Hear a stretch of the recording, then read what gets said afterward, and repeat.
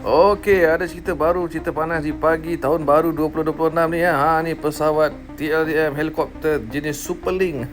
Superlink dipercayai mendarat cemas ataupun ada yang berita saya baca kata terhempas. Okey, dekat Pantai Kelebang lah.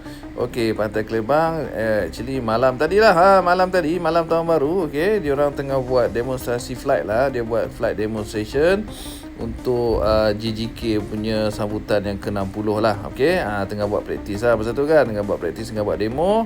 Katanya tak tahulah apa yang berlaku sebenarnya, dan helikopter ni mendarat cemas di tepi pantai lah, di pantai di dalam air. Dalam air dia mendarat cemas dalam air. Tak tahulah mendarat cemas ke terhempas, wallahu alam, sebab laporan terperinci belum keluar lagi. Okey, ini berita ni sangat sangat general lah. Okey, report ni pun dikeluarkan pukul 3 pagi tadi ya. Pukul 3 pagi tadi. Dan tak apa, kalau ada info-info yang lebih banyak, saya akan buat video lain lah. Okey, at the moment yang kita dah tahu cumanya helikopter jenis ni ya, Superlink ni milik TLDM kita lah, Tentera Laut Diraja Malaysia.